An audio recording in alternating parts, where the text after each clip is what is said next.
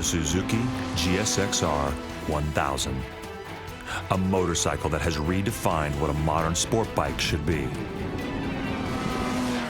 GSX-R is an institution.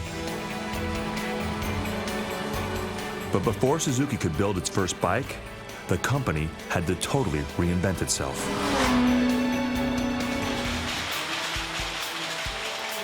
A 100 years ago, Suzuki made the best weaving looms in the world. I had no idea myself. I mean, I thought they made motorcycles. Today, they're famous for motorcycles. But a century ago, they were famous for machines that made cloth. You have to have cloth, and I guess back in the day there was quite a market for it. Suzuki looms were precision machines used to create intricate fabrics, and today that precision continues on their motorcycle production line. It's amazing to me how quick they can assemble an engine. I could never understand how they got everything organized so it all went together like that. I mean, who organized all that stuff? Why did the Suzuki Loom Company go out of business? And how did a loom company reinvent itself as a motorcycle manufacturer that would bring racing to the masses?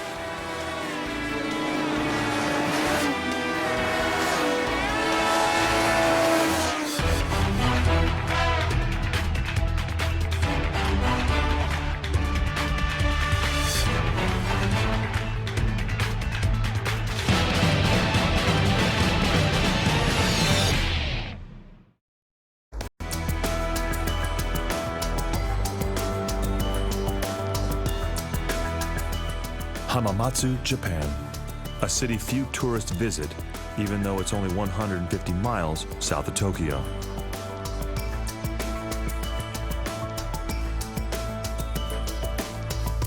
Hamamatsu is one of Japan's major industrial centers, and most Westerners arriving in Hamamatsu are here on business. For many years, it was the center of Japan's fabric industry.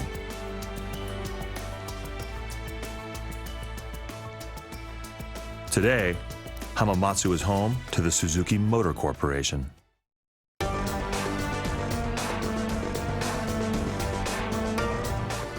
With a population of 600,000, Hamamatsu is a far cry from the small seacoast village it was back in 1909. The year Michio Suzuki founded the Suzuki Loom Company. As a child, Michio Suzuki had watched his mother and other women in his village laboriously weave fabric by hand. He grew up vowing to create a machine that could make the work easier. And he did.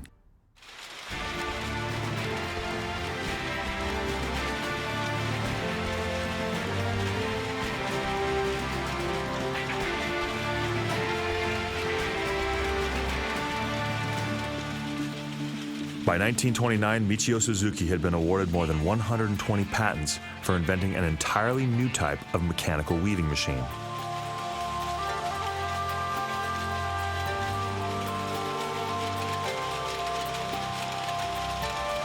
Suzuki looms were so good that the company survived the destruction of World War II and actually prospered in post-war Japan.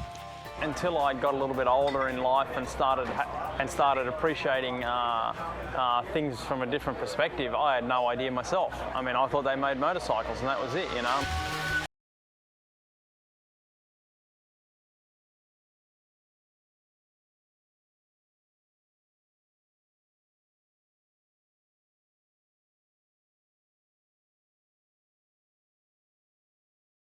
Incited by a global cotton market collapse.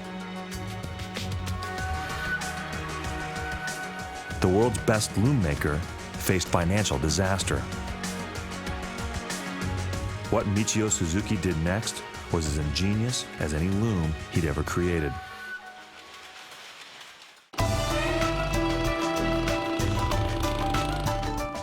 In 1952, at the age of 64, Michio Suzuki set his sights on a new mechanical device, reinventing himself and his company in the process. Industrial company with a lot of smart technology for the time, and just a lot of A lot of business sense back in the day. Interesting that they were able to morph that loom company and that technology into something that would benefit Japan's population post-war.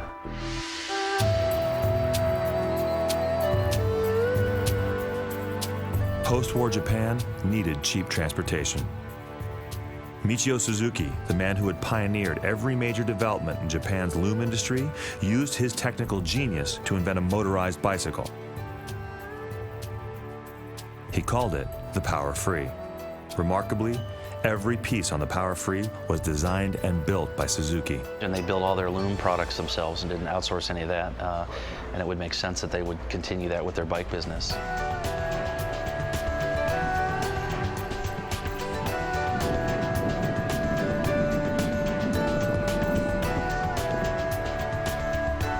The Power Free was really the world's first true moped.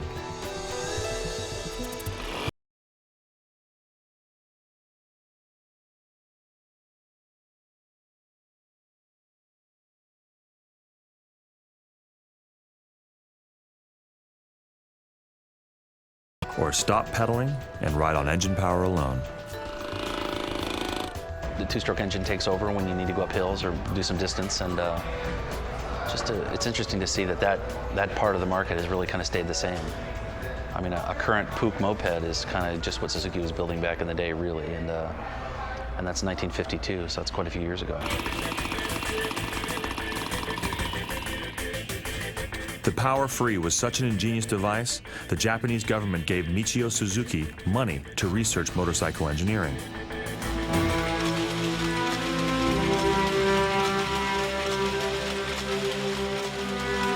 The era of the Suzuki Loom Company was over, but the Suzuki Motor Corporation was born.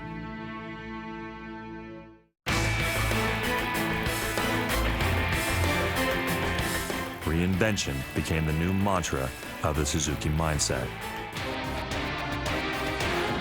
In 1953, Suzuki created a new Power Free, giving it a 60cc engine that cranked out 2 horsepower. In its very first year of production, the Power Free won the Mount Fuji hill climb, one of Japan's most prestigious road races. Like a caterpillar becoming a butterfly, Suzuki had changed itself yet again. Now, it was a company that not only created practical means of transportation, but a company that lived to go racing. DNA of the Suzuki is sportiness and the race. In 1954, Suzuki invented the Kolita, its first true motorcycle. 2 years later, in 1956, they retooled their design, giving the Kolita a larger 2-cylinder engine.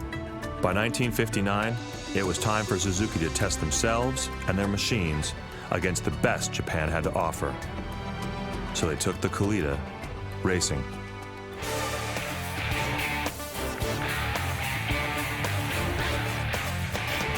Four riders and 11 mechanics spent 3 months living in a wooden shack on Mount Asama, testing their bikes for the famous Mount Asama volcano race.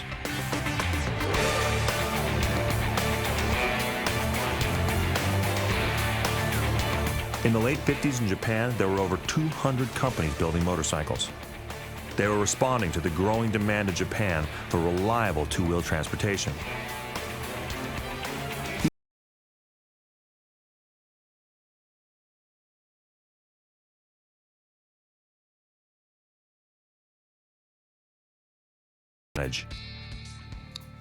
Our motorcycle's image is, first of all, sportiness, and also good handling. So it comes from the motorcycle race experience.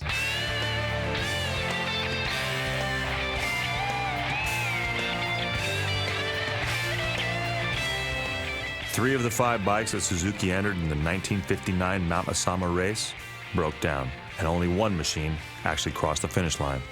But for one lap, just one lap, Suzuki was king. In 5 minutes and 50 seconds, the little Kolita recorded the fastest lap among all competitors at the race. Even though they didn't win, Suzuki had served notice that they were ready to take the next step. Now, their challenge was to build fast bikes that could go the distance. Win. And if you win, then people understand your product. And it's simple.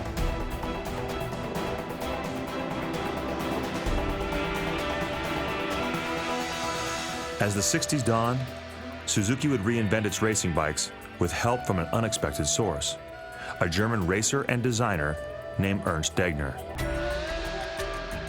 In 1961, Degner and his family escaped from East Berlin hidden in the trunk of a car. Just a few weeks later, Suzuki management met Degner at the Swedish Grand Prix and hired him on the spot. They wanted Degner's help in gaining exposure for their bikes in the West. They hoped his experience would help Suzuki win what was then the most important motorcycle race in the world. The Isle of Man TT. We started international business with a motorcycle from racing of Isles of Man. So for Suzuki, race is core.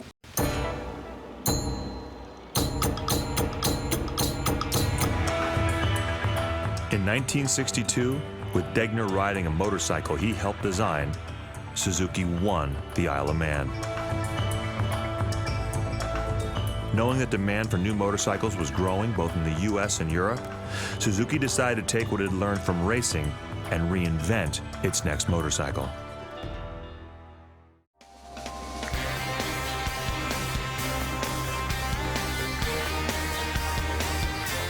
In just 13 years, Suzuki had gone from weaving to winning. From a tiny moped to the world's fastest 250cc machine.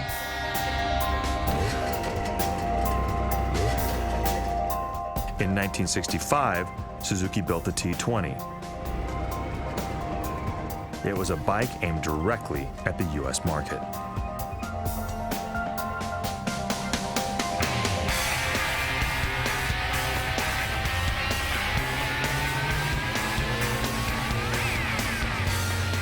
The T20 had a two-stroke engine, the same type of engine used in old lawnmowers or chainsaws. Two strokes burn a mixture of gasoline and oil. They make a lot of power, but they're loud and smoke pours from their exhaust pipes. The T20 was a big motorcycle. It was known here in the States as the X6 Hustler. It was a real jump for Suzuki. It was a 250cc two-stroke twin, fast, handled well. That bike was a good race bike. It was a good street bike. It kind of showed where Suzuki was going in terms of two-stroke stuff.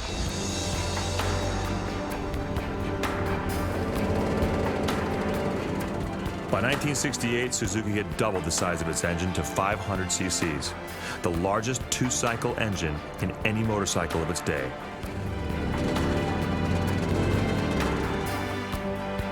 Called the T500, the new bike could top 110 miles an hour.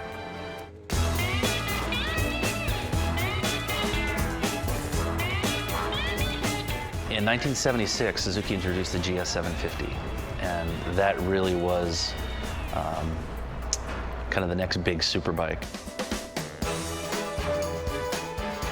Once more, Suzuki had reinvented itself. Only this time, the company's reinvention foreshadowed the era of the modern sport bike.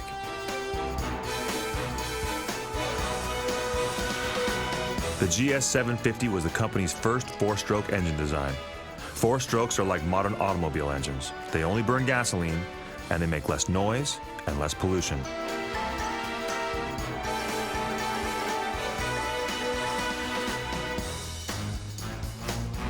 Suzuki's reinvention is interesting. I especially like the part where they went from two strokes to four strokes, because that was a big jump for them. But boy, they sure pulled it off, and they pulled it off right away. There wasn't a big learning curve for them.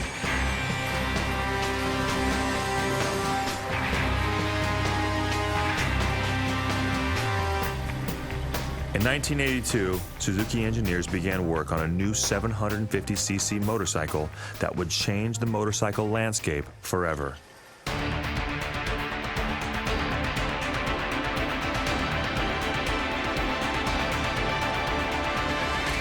In In 1985, Suzuki shocked the motorcycle world when they introduced the all-new GSXR 750.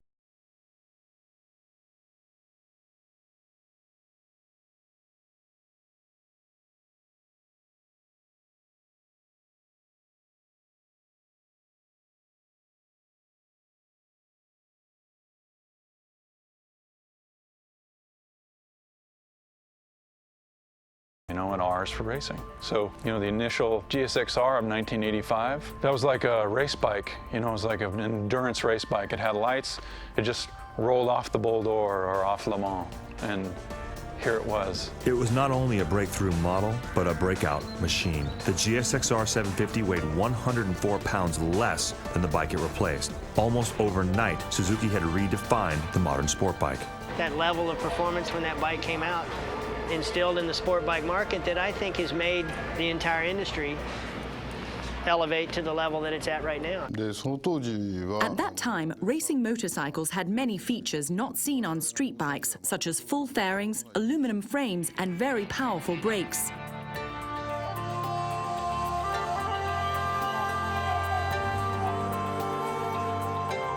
In racing trim, the new GSXR 750 produced 130 horsepower.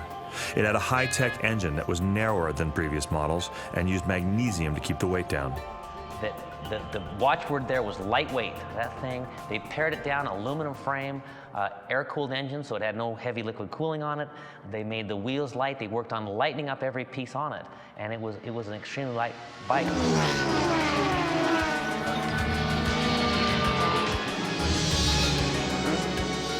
The GSXR 750 was an immediate success on the racetrack, but not just any racetrack.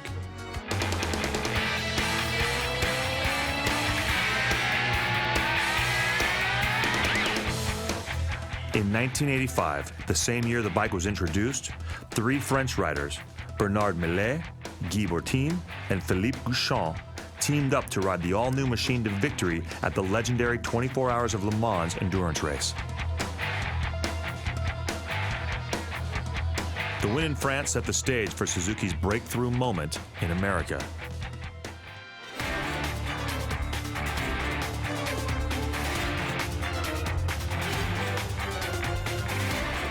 In 1988, the GSXR 750 won the Daytona 200 with a young Texan named Kevin Schwantz on board. The new GSXR 750 was the perfect bike for Schwantz. I think an aspiring 22, 23-year-old kid who's out to try and prove to the world that he can road race a motorcycle, and a great new sport bike like the Suzuki GSXR just couldn't help but be a great pairing. Kevin has always been kind of a wild and crazy guy, and I mean that in the nicest way possible. GSXRs have been kind of edgy, kind of wild bikes. I think there's definitely some commonality between Kevin and that line. I love the bike and machine, one-on-one. It's you against the other guys. A little bit of pushing, a little bit of shoving, lots of gamesmanship, seeing who can find their way to outsmart the other guy or outrace the other guy to be able to win on a given day. And then can you do it consistently enough to win championships of any kind? Suzuki hired Kevin Schwantz to race at the World Grand Prix Championship level. In his first race in Suzuka, Japan, the brash young kid from Texas won the Japanese Grand Prix. When we'd win a race, especially at Suzuka, I'd always go back to the factory afterwards on Monday, spend an extra day or two in Japan, and go back in, and it was like a celebration for the entire factory.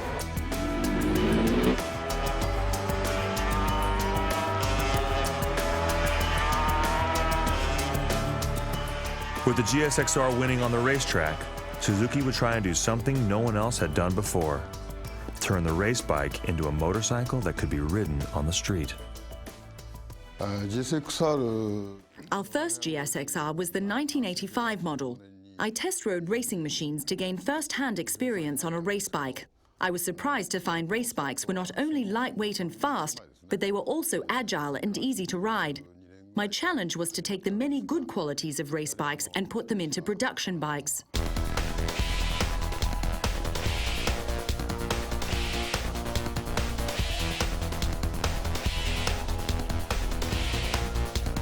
You just can't believe that somebody actually built this for sale.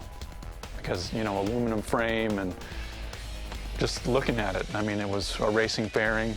It was 60 pounds lighter than, you know, competing 750s with basically the same horsepower, a little bit more. The TAC started at 3,000, and the joke was they left those numbers off to make it a little bit lighter. I remember riding at Laguna Seca at the press intro with Kevin Schwantz, and we all rode at whatever level we rode on. He got on that thing and made it look like a Grand Prix bike. It really was aimed at the racetrack. The bike is a big part of my career, and I like to think that I'm a real big part of its success as well. In 1986, Suzuki put the GSXR 750 on steroids with the GSXR 1100. It was not a reinvention of the sport bike, more like a big brother to the 750. Some people decided to do their own inventing, adding turbochargers and fuel injection to the 1100.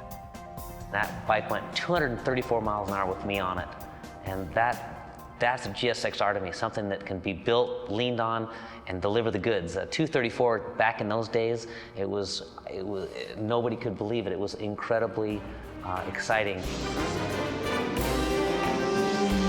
The GSXR 750 was still the bike to beat on both the track and the street. But moving into the 1990s, Suzuki would need a lighter, faster, and more powerful motorcycle if they wanted to continue to compete. So what did they do? They decided to reinvent the GSXR.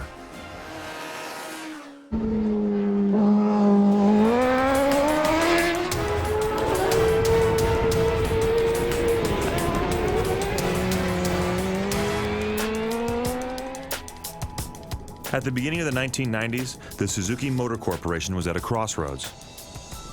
The company had reinvented itself countless times, but now a fierce argument raged inside their own corporate headquarters in Hamamatsu, Japan.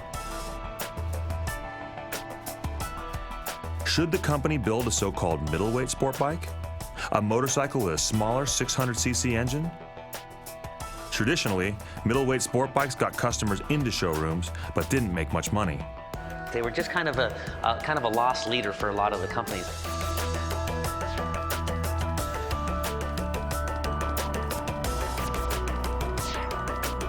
Eventually, there was a consensus. In 1992, Suzuki introduced a new model called the GSXR 600. With a 600cc engine, it had a smaller motor than the GSXR 750. But smaller didn't have to mean slower. People may not remember the GSXR 600 was the first truly trick 600 to come along. 600s were always kind of dulled down. They didn't have adjustable suspension. They might not have had this and that and the other. They didn't have the trick foot pegs. They were just kind of a lost leader for a lot of the companies. But Suzuki decided, let's put adjustable suspension on the 600, and they really led the charge with the GSXR 600.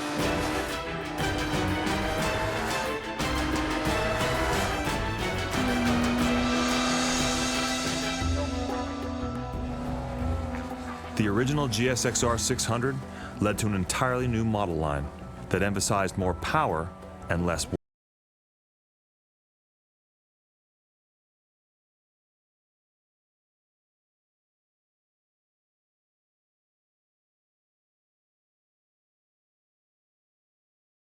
And it just seems a little more human-sized, you know. If you've ridden one, it's like you're dancing with it. I mean, it's that kind of a partner. It's what do you want to do now? Let's do that.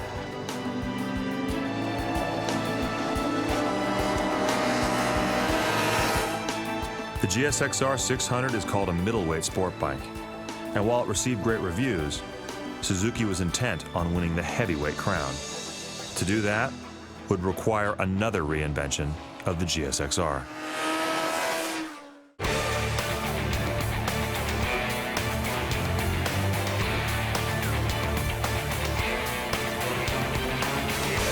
In 2001, Suzuki made the long-rumored secret public. It showed the world the GSXR 1000, a motorcycle that had been under development for 3 years. A lot of people really don't know what goes into the building a motorcycle. They think the parts just appear and they put them together, but there is just so much R&D behind each part of a motorcycle. It takes a couple years to really do a bike from scratch.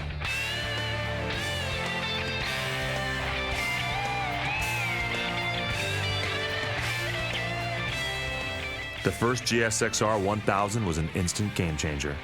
The bike had a 988cc engine that produced an astonishing 160 horsepower and offered Ferrari-like performance for a fraction of the price. On the seat, when you ride it, you can't believe it's 1,000. I mean, you can believe it's 1,000 when the throttle's open because it's shocking. It's shocking how far it accelerates. But mid-corner, it feels small underneath. It wants to turn. It wants to change direction mid-corner if you need to. It'll tighten up its line.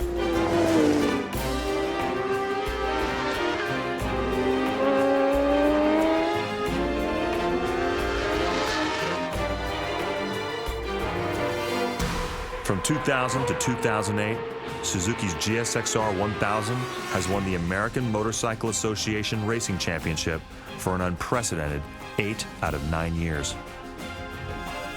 We think that the AMA race is the most precious and also most important race in the United States. So we are always concentrate to the AMA race.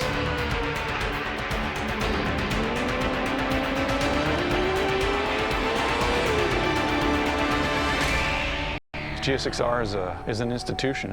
It brought racing to the masses. Race bike with lights, truly for sale, at a price that you can actually afford, you could go buy. I mean, it's just amazing. To describe the GSXR 1000, words don't do it justice. You need to watch someone like Matt Mladen ride the thing and see that they can do just about anything on it, faster than anybody in the nation.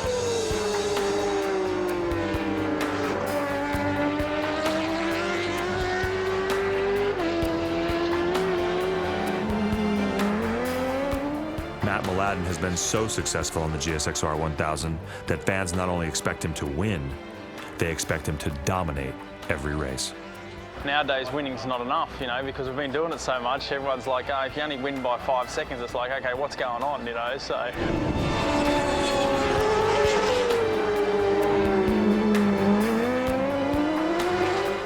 Some of the most intense pressure on Mladen to win comes from Mladen himself. Coming second isn't a great result, and being on the podium is not a great result, but winning is a great result. The GSXR line of motorcycles has been very, very good. There's no doubt about that. This is where winning or losing begins. The Takasuka engine plant in Hamamatsu, Japan. The engine plant is part of a complex the size of 52 football fields. This is where the heart and soul of every Suzuki motorcycle is built. Including the 163 horsepower engine of the GSXR 1000.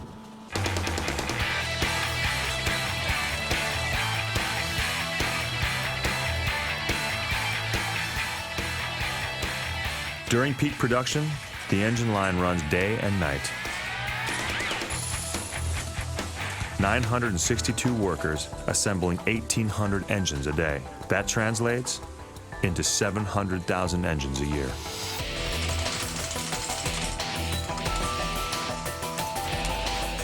Surprisingly, building the engine is done by hand. There are no robots or automation. It is a mix of new technology with classic engine construction. New high-tech equipment, and there's also some old equipment. There's a lot of handwork, engine assembly.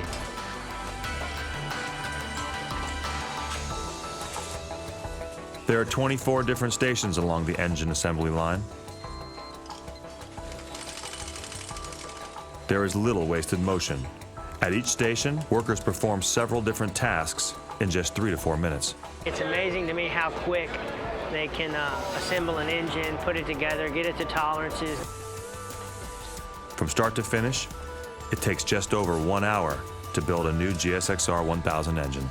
The organisation in the place was what got me. Just so many things going on, yet everything was in place, everything was in line, and that's the Japanese way of doing things too, you know. These guys have got it together, there's no doubt about that. The final step on the engine assembly line is a compression test.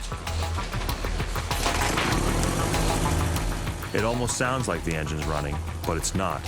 An electric motor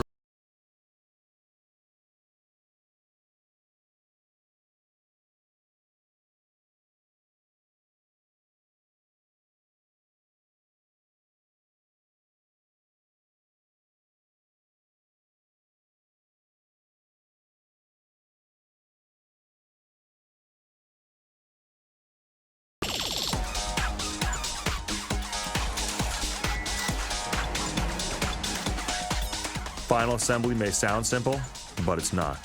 There are more than 330 different components that must be put together to build just one GSX-R 1000.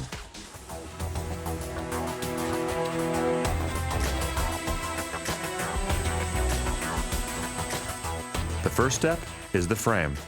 5 cast aluminum pieces held in a jig are welded together by a robot. It's about the only automation used in the entire factory. From here, virtually everything will be done by hand. Next step, welding the GSX-R's unique 2-part fuel tank. Most motorcycle tanks use 3 pieces. With only 2 pieces, the Suzuki process is quicker and the finished tank shows less welded seams.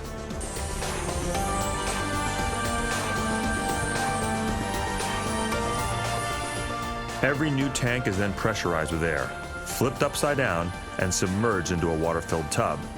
They're looking for air bubbles, which would indicate the tank was leaking.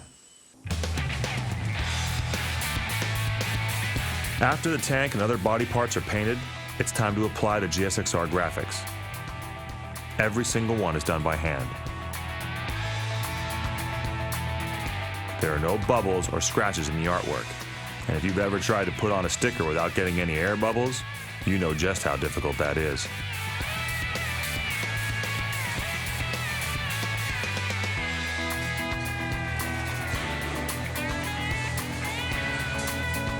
Near the middle of the final assembly line, hydraulic arms pick up each chassis and turn it over. A small lift brings the engine to the line, and experienced hands swing it into the frame and bolt it down. The entire engine installation process takes less than 1 minute. I could almost set up camp in the factory and live there and just watch what goes on, because to me it's just amazing the way the bikes get built and just total organised chaos.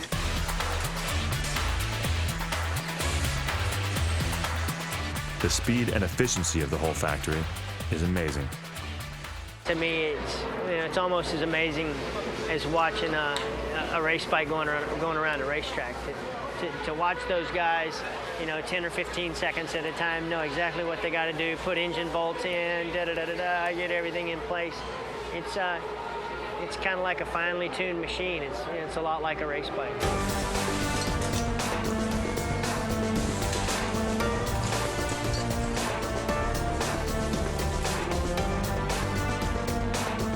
As the frame and engine move down the line, sub-assemblies are added, including forks, wheels, brakes, and clutch levers. Body panels are fitted. Another new GSX-R 1000 is almost done. Standing there and watching it roll on the line, and it was nothing, and roll off the line a few minutes later, a built motorcycle, and just the guys, you see them building it, next station, building it.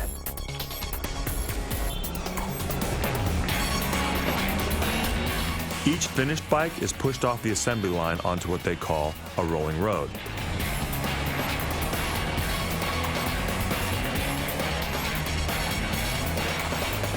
The engine is fired up for the first time and run through the gears. The bike is connected to a dynamometer, or dyno for short, that measures engine performance and power. There's always a run of guys, they come on, they get on, they take it up to this little dyno, start it up, yeah, so I go off the dyno, around the corner, disappeared. The next minute the guy comes running back and he's on the next one, it's like every 30 seconds, like, oh my God, this guy could run marathons, I swear, all day. It's just amazing. When the test ends, a technician rides the bike across the factory to the shipping area. The first time this new GSX-R 1000 has ever been ridden as a real motorcycle. At the loading dock, the new bikes are placed inside metal packing frames, bolted down and covered with cardboard boxes. They're quickly loaded into waiting big rigs, the truck engines left running to avoid wasting time. By the end of 2007, 873,000 GSX-Rs have been shipped all over the world.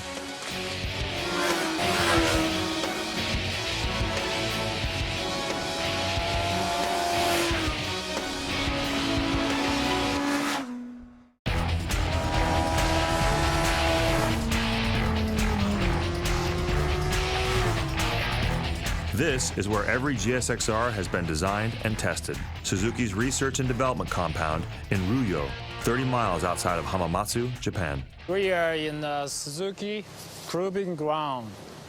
This is a very home of Suzuki motorcycle, and basically outside people cannot coming in.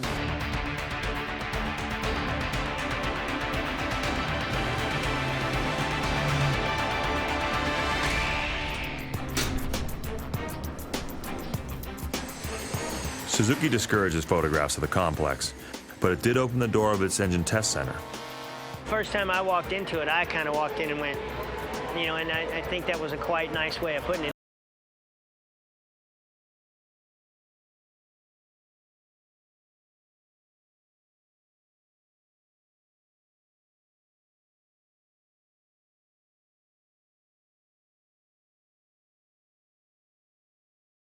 Bench test room.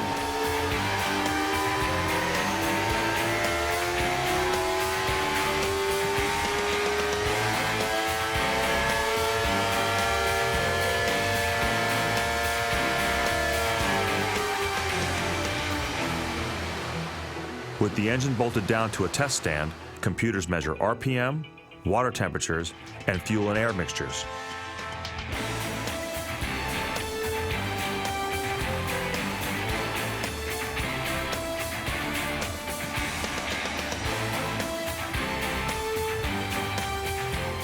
In another part of the building, they run a second series of tests called chassis simulations. Now, the engine is installed in a completed motorcycle. This facility is for checking our, drivability and, running the simulation much more real than engine bench, and we can check more realistic engine feeling.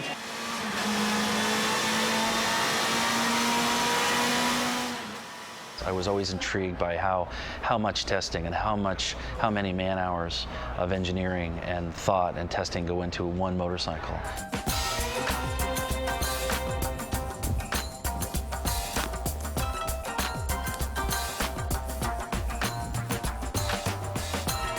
Suzuki saves the most difficult test for last, and it takes place on one of the most difficult test tracks in the world.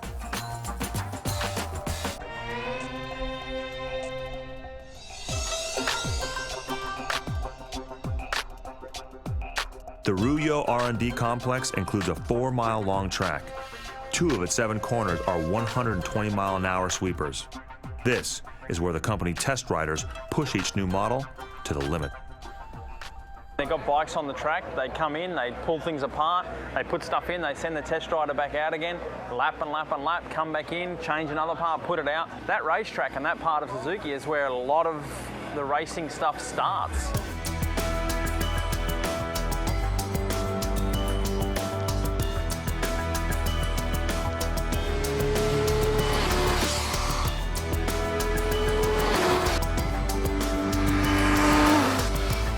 The track has one of the longest straightaways in the world, 1.5 miles of asphalt that ends in a blind, high-speed right turn.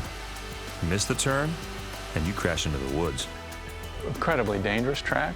I mean, walls everywhere, incredibly high speed, the back straight, and you're tapped in 6th gear, like you're looking at your watch. It's so far. It's so far away. You don't know where the corner is down at the end. It's pretty hard to sit there at 175 miles an hour, but anyway, that test track is just pretty much of a shocking thing. It's a pretty amazing experience to know that Kevin Schwantz tested all his GP bikes there, and it was a wonderful opportunity and a wonderful feeling to be able to be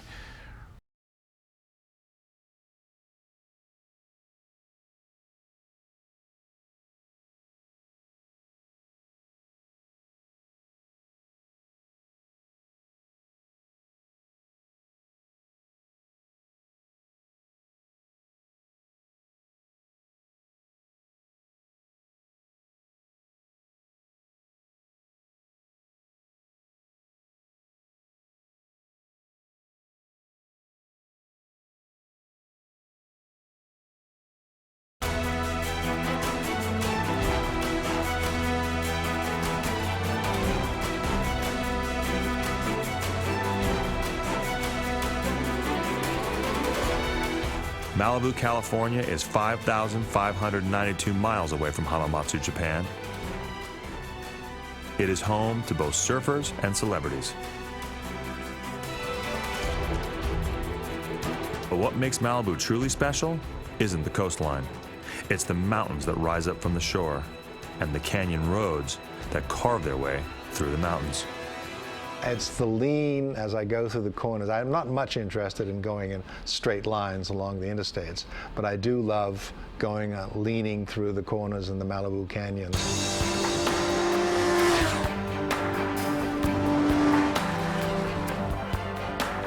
The Malibu canyons are among some of the best motorcycle roads in America.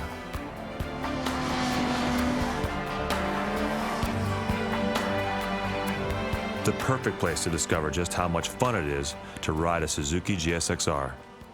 まず一言で言うと For me, sport bikes are the most enjoyable motorcycles to ride. You feel yourself cutting through the wind. You feel that you are one with the bike.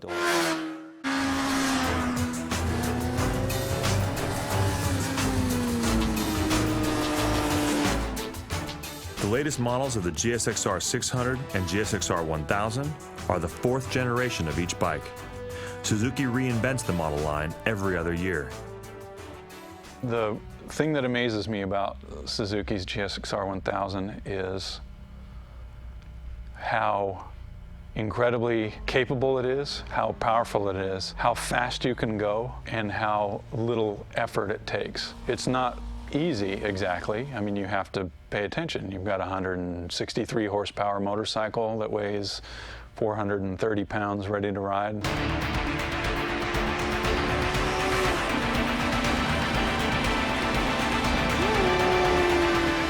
It does all the things you want of a sport bike. It allows you to make mistakes as a rider, which we all do, we're human beings, and then recover for you. It's really good looking. It's a gorgeous motorcycle. It's just very purposeful. Ergonomically, it's not a mess. I mean, you can ride the thing all day if you need to. Maybe if you're a little bit younger, but you can ride the thing all day. It works that way. And when you do show up at the racetrack, it goes well. Each new generation gets faster and lighter. The newest GSXR 600 continues the tradition started by the first one. They're built as race bikes and then modified to ride on the street. Boy, lately, last few years, last 5-6 years, the 600 has been tuned up and it's right at the front.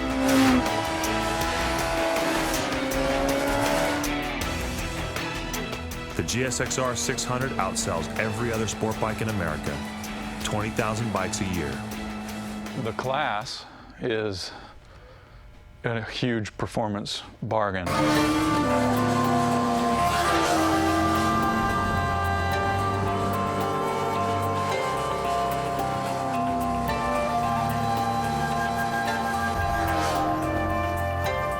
Compared to the GSXR 1000, the 600 is smaller and easier to ride. You get on a 600 and they're not as intimidating because they don't have that kind of torque where you just crack the throttle, you're at the edge of traction, everything's on the edge and you're getting ready to come out and you give it a little bit of throttle. Well, they don't have the torque on the bottom that would go bang and make that tire go, whoa, what's that?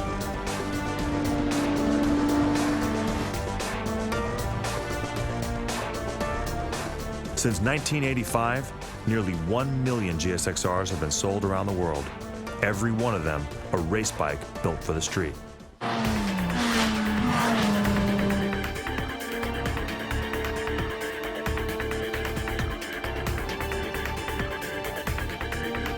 Suzuki, they've got such a long history with that kind of motorcycle, and they've been building it for the rider for so long and refining it through racing and everything that you get. They work with you, you know. To me, it's neat to know that what's happening here at the racetrack is actually, we're seeing it. I mean, it may not be next year, it may not be 5 years from now, but it eventually ends up in production motorcycles.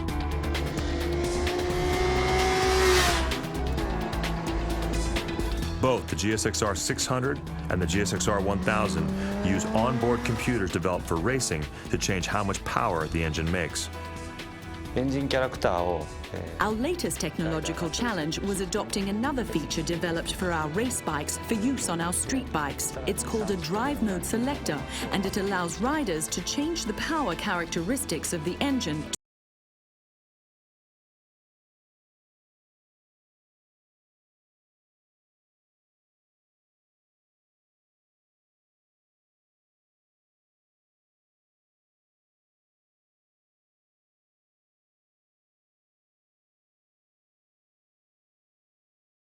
The issue. It's the fact that you're going to go home on the same vehicle you arrived in.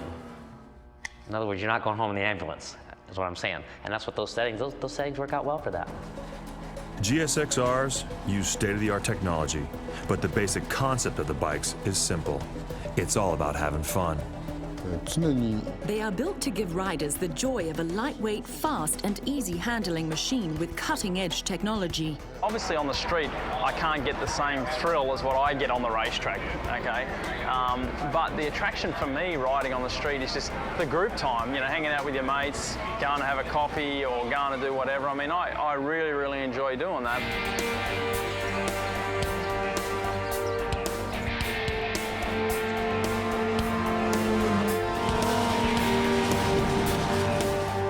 The GSX-R 1000 combines everything Suzuki has learned from nearly a half-century of racing.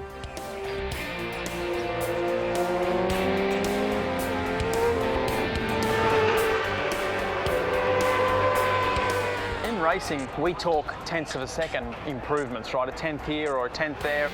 Those tenths of a second add up. The latest GSX-R 1000 is not much slower than a full-out race bike. Multi-millions of dollars being spent on prototype motorcycles, yet the production-based GSX-R 1000, anybody can go and get that motorbike for a very little amount of money, is only about 3 seconds a lap slower. I mean, it's nothing. So the GP bike goes flying across the finish line, and then 1, 2, 3, there goes the street bike.